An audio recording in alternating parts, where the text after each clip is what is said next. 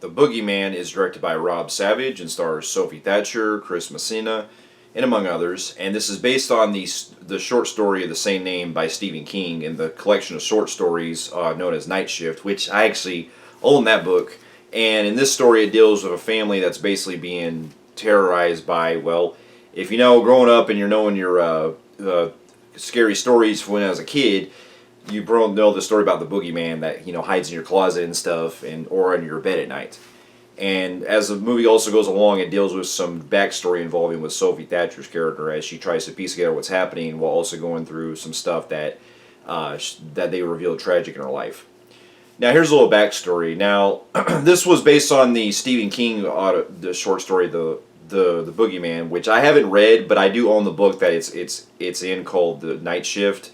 And in that book, it has a collection of short stories, which funny enough, actually includes Children of the Corn, which also had another adaptation this year, which I haven't seen, but from what I heard with that movie was that it was really pretty awful. This one was also another one that was part of it, and I am gonna probably check it out sometime or someday. But I just didn't really. I have to really catch up with my Stephen King reading because I've only read it, but. Going into the trailers of this, I've always been a longtime Stephen King fan with a lot of adaptations, and while there haven't been quite as really great ones over the years for a while, because they've been kind of hit and miss over the years, it seemed like ever since the remake of It came out in 2017 that we've been on a trend of seeing more adaptations coming with Stephen King, and some have still been going to theaters, while others have been going, to streaming like on Netflix and stuff. But with this one, from the trailers, I didn't really have like that hype for it, but I was still interested, especially with the way it was kind of playing into the fears of the boogeyman and stuff, and knowing how Stephen King kind of likes in his stories likes to use a lot of fear and stuff to get his to a lot of his readers in using the themes of family and stuff like that. You could kind of tell this was actually going to be another one of those kind of adaptations that was going for that. After upon seeing the film, I can say that I like it. It definitely has its flaws that really do hold it back from being a great film. But I will say that, I haven't seen any of the other films that are called Boogeyman, like especially the one from like 2005 that came out. But this is one of the ones that I can say that really uses its advantage uses its advantage with the title character. And so to get my pros out of the way, I thought that Sophie Thatcher really carries this movie. I thought she really pulled it off with a lot of the emotional stuff, and that kind of feeling where she's trying to basically get to protect her family and stuff, and trying to figure out what's going on and everything. I think she really holds this movie together, and you can really feel a lot of the tragedy surrounding her, especially some of the backstory that's presented with her in the beginning of the film. And I can't go into spoilers, but it really hit me the way it was going along, and you can really see a lot of the emotions. And much like a lot of Stephen King adaptations, you can see the kind of drama taking some aspects into the film that it does while also doing the other horror stuff throughout.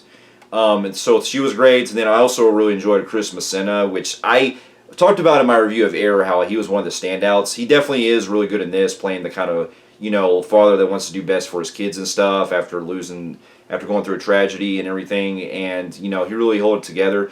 It would have been nice if he was in it like a lot more, having to do a lot more in the film, but I think he really holds it all, and he really does have some really good moments, especially the part with the little girl that's played, surprisingly enough, by the actress that played young Leia in the Obi-Wan show. And so I thought she was great too, and I thought their banter at times was funny, the way he's kind of wanted to make deals with her and stuff like that.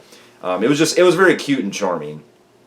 And then to get into my other pros, the other biggest standout the most is actually the other guy that I forgot. It's David something, the guy that played Polka Dot Man from the Suicide Squad, and he was also known as that really creepy kind of guy from Prisoners. He makes kind of a small appearance in here, but when he's on screen, man, he was on a whole other level, because his performance in this reminded me a lot of Brad Dourif's character from Exorcist 3 in that kind of level. So I thought he was really great in this.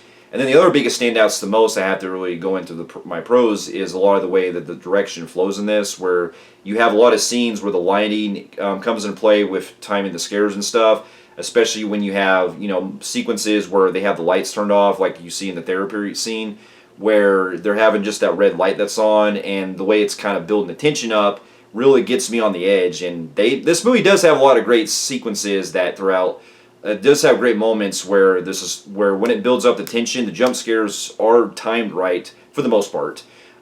Two sequences, another couple of sequences that stand out like that is definitely this other scene that has to do with pretty much involving teeth getting knocked out. I thought was really well timed and it really caught me off guard. And then there's some like grotesque stuff that I didn't really expect in this film. One of them has to do with a bathroom, let's just say, and then there's another part that has to do with a video game. I'll kind of leave it there because it's definitely one that I still recommend checking out on those scenes because they really stand out in having to time it right. And for what they do with the Boogeyman itself, I thought not only was the way it looks and everything was creepy as hell, and I can't really describe it, but it's almost like a little bit of a mix of like Pennywise crossed with a little bit of the Quiet Place kind of monsters on that kind of look. It was really well lit, especially how you were able to keep it in the darkness throughout most of the time. And I can see some of the complaints with that, with how you don't really see it as much, but I was able to overcome that because I like the fact that what you're able to still see of the creature still really worked, and it really had me on the edge. And then on top of that, the score was really creepy as well, and the way that the movie also has that kind of claustrophobic setting really takes a toll, especially when we get to this one play area that not to go into too much detail, but essentially it also has this kind of subplot involving where Sophie Thatcher's character meets with this woman that knows how to pretty much kind of find a way to stop the creature and stuff. And when it goes into that, the way that it's going to this kind of house and stuff, it was really creepy as hell, and it definitely was one of the biggest. It definitely put it in the right atmosphere. Now, if I do have to get into some of my cons, we'll have to say that what holds the movie back is a lot of the stuff that you've seen countless times, a lot of other stuff. And this is kind of more factored in with it being a Stephen King adaptation. You get into a lot of some melodramatic stuff that kind of goes a little out there, where even though it's building some good emotional scenes at times, there are a couple points where it does feel a little dragged out, where it's like, okay, we just had a really good emotional moment, it's kind of going further. And then there's just some other stuff that involves with like bullies, the typical Stephen King stuff that you expect in a lot of these movies and stuff like that. And then you also have, like I was mentioning earlier, in a lot of horror movies where you have the one that knows how to basically stop the entity and stuff. It's what you've seen countless times, and there also is that final, like, the climax that takes place where you have your typical climax that, well, I do enjoy the climax, and it was really well crafted and everything, the way it was executed. I just feel like, had the movie would have gone in a different direction, maybe on a more psychological level, it's kind of what I would kind of think of the movie was kind of maybe going for. Because at least for about like the first maybe hour or so, I was kind of wondering if it was going to do kind of a twist on something where it was kind of going to a different direction than what I thought. Now, if they probably would have done that, I don't know how close it is to the story, but I could see probably why they had to play it safe to probably keep it as close to the story as possible.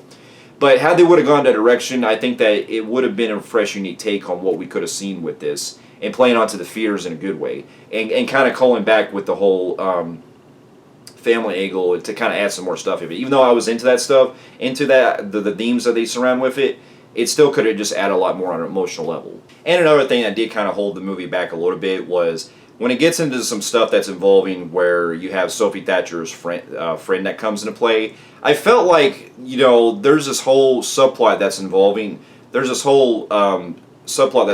with her friend and stuff that's in this that I think that you could have easily cut out because it didn't really add much to the story. Even though it does have a well built up scene and stuff that takes place later, it just feels like there are characters in this that you could have easily cut out that really didn't add much to the story like this. That's just kind of the things that really hold it back from being great. Because other than that, though, I still did like the movie, and it's not going to make any of my list or anything, but I still will say it's a good watch. And I'd say at least check it out, at least on a matinee if you're curious. It's not something that's probably going to go down as one of Stephen King's best adaptations, but it's still a likable film. And so with that, I'm going to give the movie a very extremely high average Joe on the Film Freaks meter. I would have gave it a low compelling, but because there was some aspects in the writing, especially how you also didn't really get to know much about the Boogeyman itself and the mythology and things like that, and the way it kind of just falters into a lot of the stuff that you've seen countless times. That's what really holds it back from being really great. But it still was likable to me. And so, for those of you who have also seen The Boogeyman, and also read the short story that it's based on, let me know in the comments below what you thought about it. And thank you so much for watching, and I'll see you in my next review. I'll see you later.